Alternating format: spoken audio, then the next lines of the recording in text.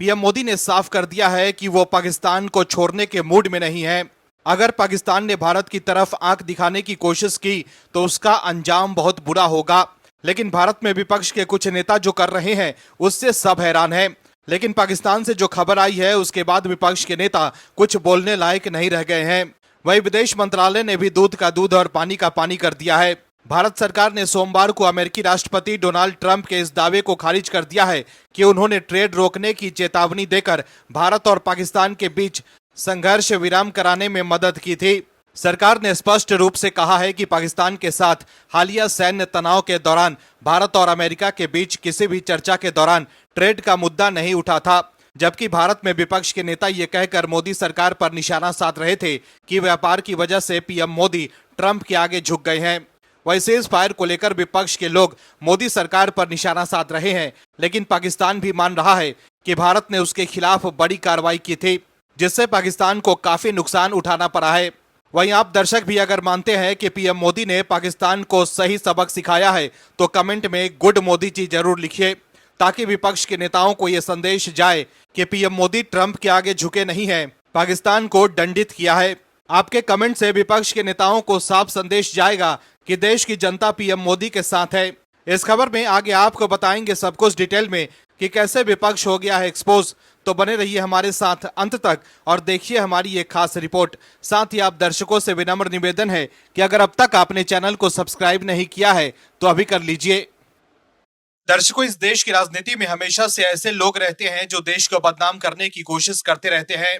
उनका एक ही मकसद होता है कि कैसे सरकार को घेरे, और अगर इससे देश की बदनामी होती है तो उन्हें इससे कोई मतलब नहीं होता है। भारत कई बार बोल चुका है कि किसी भी देश को ये हक नहीं है कि वो भारत और पाकिस्तान के बीच के मसलों पर कुछ बोले, लेकिन देश के लोग एक विदेशी राष्ट्रपति के सोशल मीडिया पोस्ट को सच मान रहे हैं। चलिए, हो भी सकता है कि पाकिस्तान भाग कर गया हो अपने पुराने उधारदाता के पास कि इंडिया से हमारी रक्षा करो भाई, नहीं तो वो हमें निस्ता नाबूद करके रख देंगे। हम पहले से ही भिखारी हैं और लड़ाई के बाद तो हमारा काम ही खत्म हो जाएगा। तो भारत सरकार ने भी कहा कि ठीक है भाई, चलो हम तुम्हें देते हैं एक और मोहलत, सुधर जाओ, नहीं तो बाद में अफसोस करने लायक भी कुछ नहीं बचेगा। तो फिर क्या था, सीज फायर का ऐलान हो गया। लेकिन आम आदमी पार्टी में ऐसे धुरंधर हैं जो सीज फायर के ऐलान पर भी अडानी का राग अलाप रहे हैं। लेकिन दर्शकों, भारत ने पाकिस्तान को कितना नुकसान पहुंचाया है इसका खुलासा खुद पाकिस्तान कर रहा है। लेकिन आप पार्टी के नेता इस मुद्दे पर सरकार को ऐसे घेर रहे हैं जैसे हम युद्ध हार गए हो। उन्हें अपने देश के प्रधानमंत्री और सेना पर भरोसा ही नहीं है। उन्हें तो सिर्फ गंदी राजनीति करने से मतलब है, लेकिन उन्हें करारा जवाब मिल गया है। दर्शकों, जम्मू कश्मीर के पहलगाम में 22 अप्रैल को हुए आतंकी हमले के बाद 6-7 मई की रात भारत ने ऑपरेशन सिंदूर के तहत पाकिस्तान पर जवाबी कार्रवाई की। भारत ने पाकिस्तान में घुसकर 9 आतंकी ठिकानों को पूरी तरह तबाह कर दिया, जिसमें 100 से अधिक आतंकी मारे गए। इसके बाद पाकिस्तान ने भारत पर 7 से 10 मई के बीच ड्रोन और मिसाइलों से कई बार हमले किए, जिसका भारत ने भी मुंहतोड़ जवाब दिया। भारत ने अपनी कार्रवाई में पाकिस्तान के 11 एयरबेस को तबाह कर दिया। वहीं अब पाकिस्तान ने कबूल किया है कि भारत की कार्रवाई में पाकिस्तानी सेना के 11 जवान मारे गए, जबकि 78 जवान घायल हुए हैं। इसमें 5 एयरफोर्स के अधिकारी भी शामिल हैं। दरअसल सीज फायर के मुद्दे पर संजय सिंह लगातार मोदी सरकार और पीएम मोदी पर निशाना साध रहे हैं, लेकिन पीएम मोदी दिन रात देश के लिए काम कर रहे हैं। जहां से विपक्ष के नेता सोचना बंद करते हैं, पीएम मोदी की सोच वहां से शुरू होती है। पीएम मोदी हमेशा से अपने अलग अंदाज के लिए जाने जाते हैं और मंगलवार को भी उन्होंने इसको साबित किया। पीएम मोदी ने सोमवार रात को देश को संबोधित करते हुए पाकिस्तान को जमकर लताड़ लगाई थी और मंगलवार सुबह उन्होंने आदमपुर एयरबेस पहुंचकर जवानों से मुलाकात की। इस दौरान पीएम मोदी ने वायुसेना के जवानों से बातचीत की और वायुसेना के जवानों ने उन्हें मौजूदा हालात के बारे में जानकारी दी। पीएम मोदी से मुलाकात के दौरान जवानों का जोश देखने लायक था। इसके अलावा पीएम मोदी कह चुके हैं कि कार्रवाई अभी सिर्फ स्थगित की गई है, लेकिन फिर भी संजय सिंह सरकार पर सवाल उठा रहे हैं। संजय सिंह ने एक्स पर अमेरिका के प्रेसिडेंट डोनाल्ड ट्रंप का एक वीडियो शेयर कर लिखा है कि मोदी जी आप कहाँ छिपे हैं। ये इंसान खुलेआम कह रहा है कि हमने सीज फायर के लिए व्यापार बंद करने की धमकी दी। ये भारत का अपमान है, 140 करोड़ भारतीयों का अपमान है। जवाब दीजिए, आपने किसके धंधे व्यापार के लिए भारत माता के स्वाभिमान और सम्मान से समझौता किया? आप लीडर हैं कि डीलर? वही संजय सिंह ने एक दूसरे पोस्ट में लिखा था कि 5 मई को अडानी की टीम ने अडानी के खिलाफ घुसखोरी का मामला खत्म करने के लिए ट्रंप प्रशासन से बातचीत शुरू की। 10 मई को मोदी से बात करके ट्रंप ने सीज फायर की घोषणा कर दी। देश सवाल पूछ रहा है, मोदी जी क्या दोस्त के लिए आपने देश के स्वाभिमान से समझौता किया है? वही जैसे ही सोशल मीडिया पर संजय सिंह ने पोस्ट किया, वैसे ही वो जनता के निशाने पर आ गए। एक सोशल मीडिया यूजर ने संजय सिंह को जवाब देते हुए लिखा है कि अच्छा, और तुमने क्या किया भ्रष्टाचारियों? ध्रुव राठी से वीडियो एडिटिंग कंप्लीट हुए कि नहीं? इस मुद्दे पर ट्वीट तो आ गया, अब कल तक तोड़ मरोड़ के कनेक्शन तो निकाल ही दोगे। तो वहीं एक दूसरे यूजर ने लिखा है कि विदेशी व्यक्तियों और मीडिया हाउसेस का तो तुम सब जयचंदों को जल्दी विश्वास हो जाता है। प्रदेश की सेना एवं यहाँ की एजेंसीज पर हमेशा संदेह उत्पन्न कर प्रोपेगेंडा करते हो। टूल किट वालों, थोड़ी भी गैरत बची है तो राष्ट्र के प्रति संवेदनशील बनो, बाकी देश सब देख रहा है। दर्शकों, संजय सिंह पूछ रहे हैं कि क्या ट्रंप द्वारा भारत के साथ व्यापार बंद किए जाने की धमकी के कारण मोदी जी ने सीज फायर किया है, लेकिन विदेश मंत्रालय के प्रवक्ता रणधीर जायसवाल ने कहा है कि भारत और अमेरिका में सैन्य गतिविधियों को लेकर बातचीत हुई थी। ट्रेड को लेकर दोनों देशों में कोई बात नहीं हुई। विदेश मंत्रालय के प्रवक्ता ने साफ किया है कि पाकिस्तान की तरफ से कार्रवाई रोकने को लेकर प्रस्ताव आया था। पाकिस्तान के डीजीएमओ ने बात की थी और हमले रोकने की बात कही थी। वहीं पाकिस्तान ने भी माना है कि उसके काफी सैनिक मारे गए हैं। ऐसे में संजय सिंह जो मोदी सरकार पर हमले बोल रहे थे, उन्हें करारा जवाब मिल गया है। ऑपरेशन सिंदूर के बाद भारत और पाकिस्तान में तनाव कम करने के लिए शनिवार को सीज फायर की घोषणा की गई थी, लेकिन इसके बाद देश के भीतर विपक्ष के लोग राजनीति करने लगे। विपक्ष के लोग कहने लगे कि सीज फायर कर मोदी सरकार ने ठीक नहीं किया, लेकिन उन सबको पीएम मोदी ने करारा जवाब दे दिया। वहीं इस बीच विपक्ष के कुछ नेता भी एक्सपोज हो गए हैं। शिवसेना यूबीटी के प्रमुख उद्धव ठाकरे के खास संजय राउत सबसे आगे हैं। संजय राउत की असलियत बाहर आ गई। मोदी सरकार को बदनाम करने के लिए कैसे राउत चाले चलते थे, उसका भी खुलासा हो गया। दर्शकों, पीएम मोदी ने ऑपरेशन सिंदूर के बाद देश के नाम संबोधन में पाकिस्तान को खुली चेतावनी दी है कि अगर भारत पर हमला होगा तो मुंहतोड़ जवाब भी मिलेगा। इसके साथ ही उन्होंने कहा है कि पाकिस्तान के हर कदम को कसौटी पर नापेंगे और अब कोई बातचीत नहीं होगी। वहीं पीएम मोदी ने यह भी कहा है कि कार्रवाई को खत्म नहीं किया है, हमने पाकिस्तान के आतंकी और सैन्य ठिकानों पर अपनी जवाबी कार्रवाई को अभी सिर्फ स्थगित किया है। वहीं इससे पहले शिवसेना यूबीटी के सांसद संजय राउत सीज फायर पर सवाल खड़े कर रहे थे। राउत ने कहा था कि राष्ट्रपति ट्रंप को युद्ध से हस्तक्षेप करने का अधिकार किसने दिया? इस हस्तक्षेप से पहले शिमला समझौता पढ़ना चाहिए था। शिमला समझौते में साफ लिखा गया है कि ये केवल दो देशों के बीच का समझौता है, कोई तीसरा देश इसमें हस्तक्षेप नहीं कर सकता।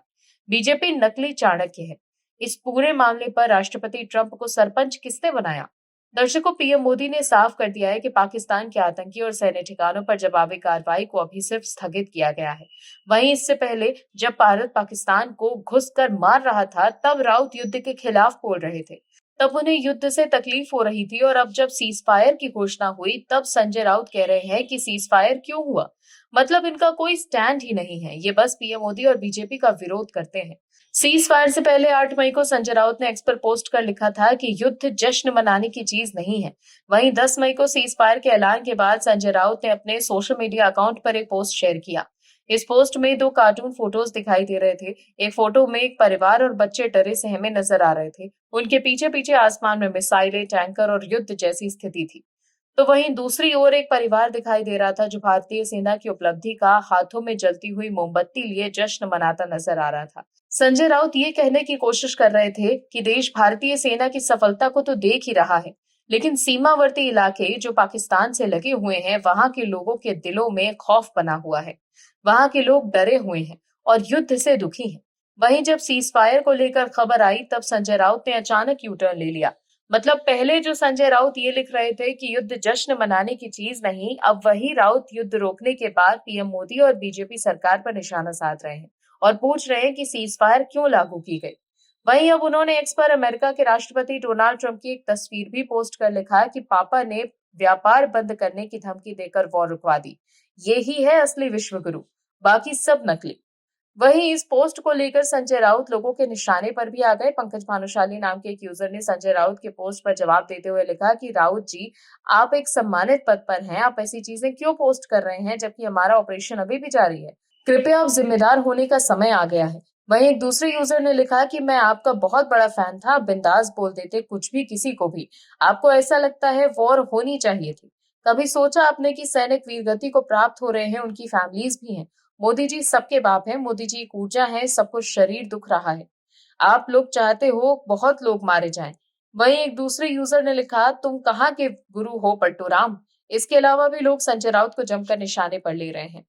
एक तरफ जहां ऑपरेशन सिंदूर ने पाकिस्तान का सारा फितूर ही खत्म कर दिया, वहीं भारत में कांग्रेस जैसे विपक्ष को घेरने की कोशिश कर रही है सरकार कि जिस वजह से ऑपरेशन सिंदूर शुरू किया गया था, क्या वाकई वो मुकाम तक पहुंचा या नहीं। कांग्रेस के नेता पूछ रहे हैं कि क्या पहलगाम हमले में शामिल सभी आतंकी मारे गए। तमाम सवाल दाग रहे हैं कांग्रेस की तरफ से। तो वहीं राहुल गांधी और पार्टी के अध्यक्ष मल्लिकार्जुन खड़गे ने तो स्पेशल सेशन ही मांग कर डाला। मामला वहां भी खराब हो गया। इस मुद्दे पर राहुल गांधी को विपक्ष के ही एक बड़े नेता ने आईना दिखा दिया। वहीं कांग्रेस के भी कई बड़े नेताओं ने राहुल गांधी की पार्टी की चिंता बढ़ा दी है, जिसके बाद कांग्रेस बैकफुट पर आ गई है और राहुल गांधी की काफी फजीहत हो रही है। दर्शकों, कांग्रेस में कुछ भी ठीक नहीं है। ऑपरेशन सिंदूर और सीज फायर को लेकर पार्टी दो खेमों में बटी हुई है। शशि थरूर कांग्रेस को पहले जोर से झटके दे रहे हैं, अब ये काम वो जोर जोर से करने लगे हैं। जो बातें राहुल गांधी बीजेपी नेताओं के मुंह से भी नहीं सुनना पसंद करते थे, शशि थरूर लगातार उन्हें सुनाते जा रहे हैं। भारत और पाकिस्तान के बीच सीज फायर की घोषणा होते ही देश की आबादी का एक बड़ा तबका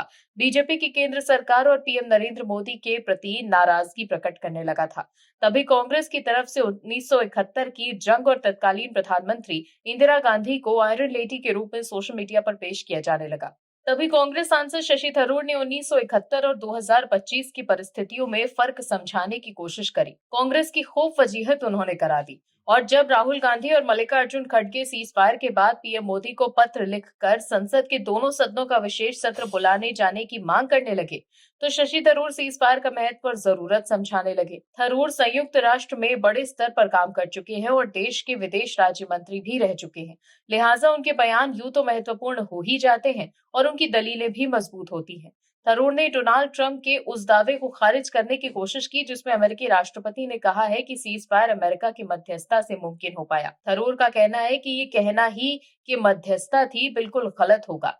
ये अमेरिका सहित कुछ देशों की तरफ से एक रचनात्मक भूमिका थी जिसमें वो दोनों पक्षों से संपर्क में थे, लेकिन भारत ने कभी किसी भी तीसरे पक्ष से मध्यस्थता की मांग नहीं की है। तो वहीं आपको बता दें कि संसद के विशेष सत्र की राहुल गांधी की मांग पर विपक्षी इंडी गठबंधन के बड़े नेता शरद पवार ने कहा है कि मैं इसके खिलाफ नहीं हूं, लेकिन ये सेंसिटिव इश्यू है, इसके बारे में जब कुछ बताना संभव नहीं, ऐसे में आर्म्ड फोर्सेस के लोग बुलाकर विपक्ष को सब कुछ बताते हैं, लेकिन कुछ बात काफी कॉन्फिडेंशियल होती है।